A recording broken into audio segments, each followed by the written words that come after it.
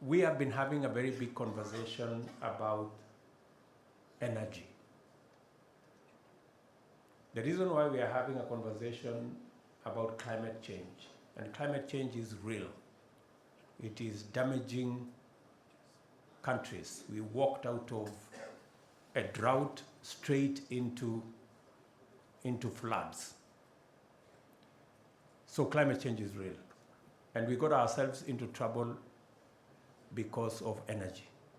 And we are going to get ourselves out of trouble using energy.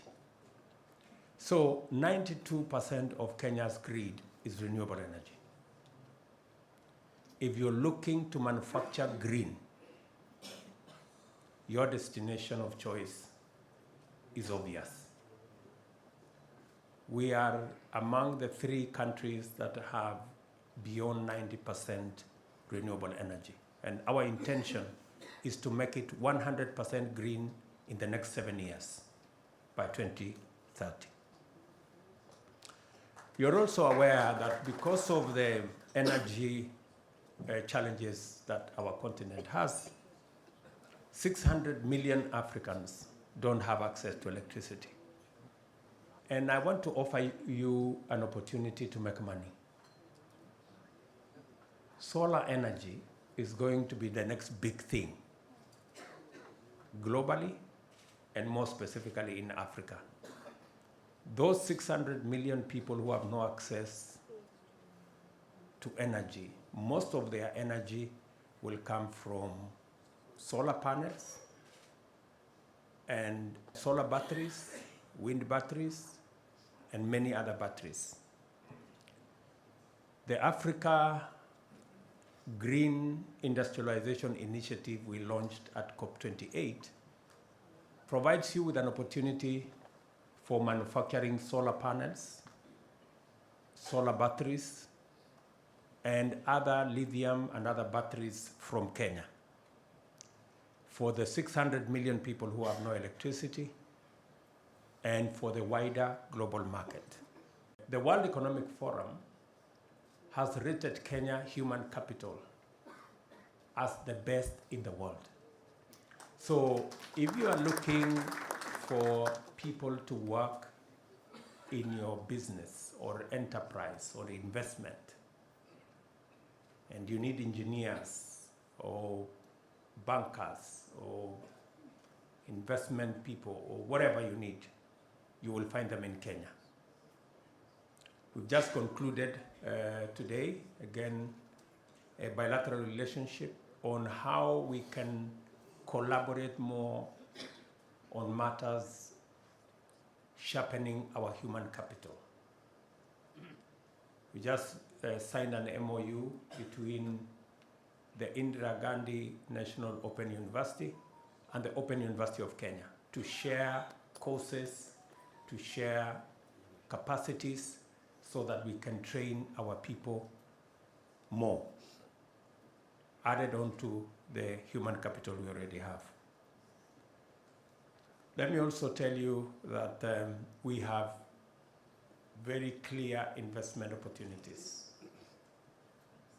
I did share with Prime Minister Modi today that we import from Kenya, we import 70% of our pharmaceutical commodities from India.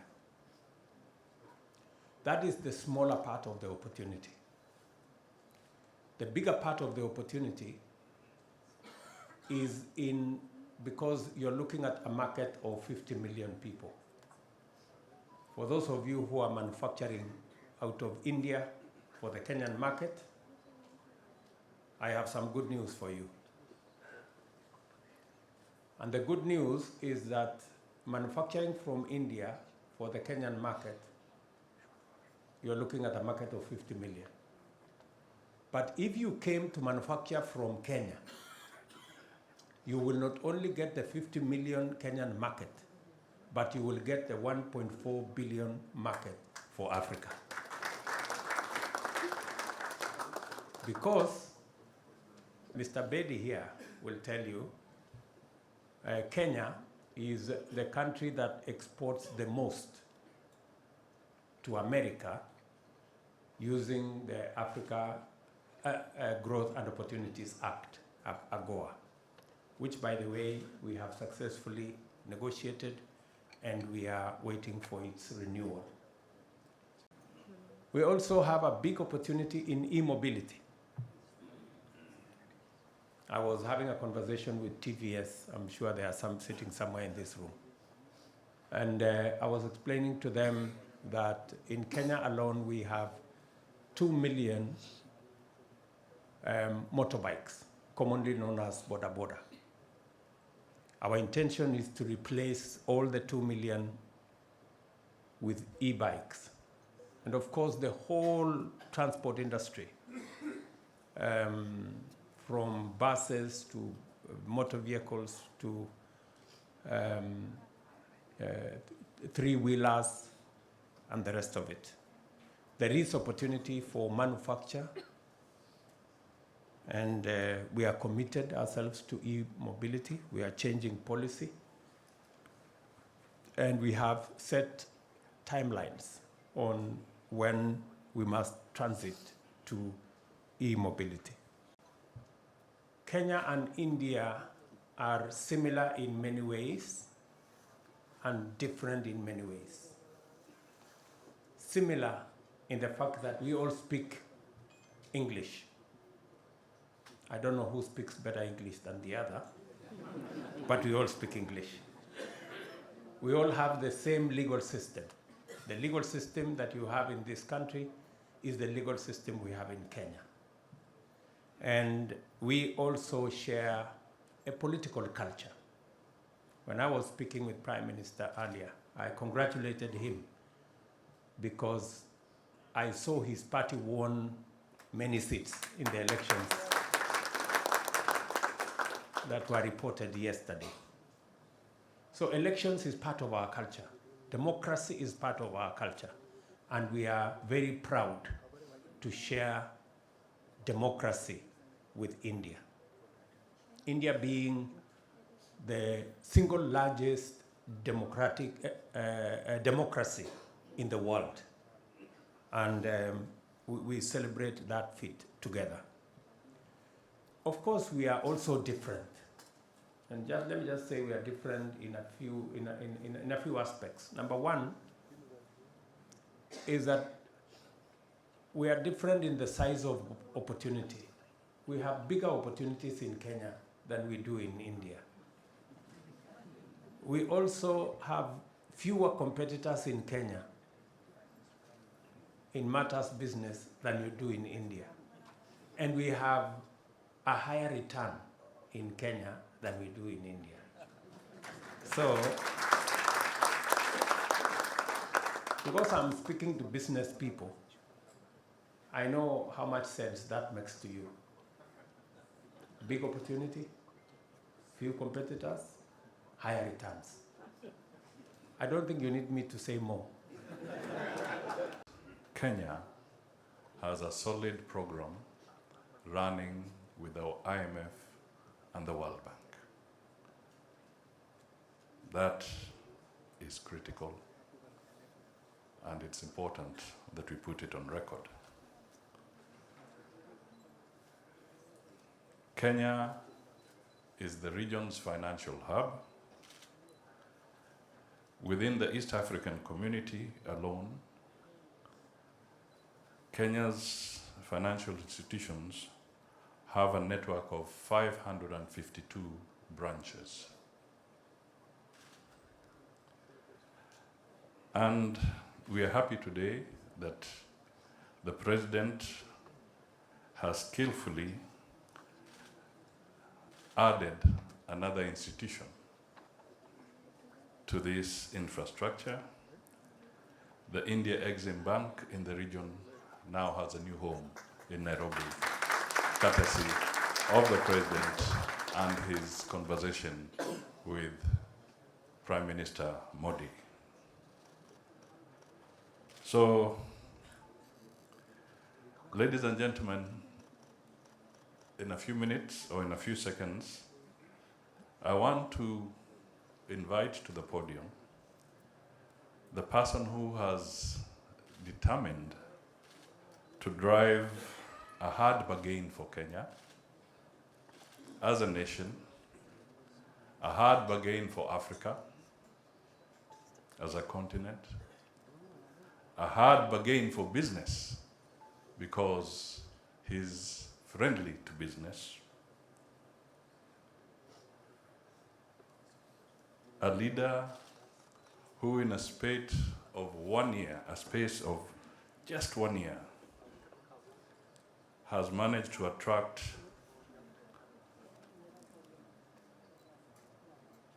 "25 heads of state and government to Kenya within a period of just less than 12 months. 25 heads of state and government. Over and above that, he has been able to host the African Climate Summit and unified the African voice on matters climate change. Kenya is a member of COMESA, Common Markets for Eastern and Southern Africa, which then presents 21 countries, 500 million people, 768 billion USD as GDP. We also have a tripartite agreement that presents a free trade area of 26 countries, 750 million people. And you can see also Kenya is a signatory of Africa Continental Free Trade Area, covering 54 countries in Africa, 1.3 billion people, and 3.7 trillion US dollars in terms of GDP. We have a stable economy, we have political and microeconomic stability, we are globally competitive, we have access to many raw materials, and being a gateway to Africa, it's also access to many materials and various chemicals like cobalt, manganese, nickels that are found in other African countries. We also have a young, trainable, and productive workforce. Kenya boasts a youthful, trainable workforce, and investors in Kenya will enjoy a very good labor pool that has excellent proficiency in English and one of the highest literacy rates in Africa. In terms of logistics, Kenya is a logistics and innovative regional hub. There is pivotal communication abilities, facilitating global connectivity. We have 2 prominent seaports, the largest in Africa, that is Mombasa, and also the deepest in Africa, which is Lamu. And then Kenya has positioned itself as Africa's Silicon Savannah with noteworthy homegrown innovations such as M-Pesa, which operates across 7 countries with a customer base of more than 50 million people. And M-Pesa has trading of about 240 billion US dollars per annum. Also, Kenya has over 30 tech hubs and incubators to pioneer new technical solutions. Kenya has a target to reduce greenhouse gases by over 30% by the year 2030. And the country holds the distinction of being the first market of a mobile retail bond. And just the other day, His Excellency the President unveiled and launched the Africa Green Industrialization Initiative. In terms of incentives, Kenya is safe for investments. We have a secure environment for investments. We have a Foreign Investment Protection Act, a very robust and mature judicial system. As a country, there is also 100 repatriation of profits or interest in the special economic zones. There is land available for plug and play in the industrial facilities with special rates for EPZs and ECZs, including a special tariff for electricity. There are also dedicated tax credits and duty exemptions, and even special operating framework agreements. And so those are the value propositions.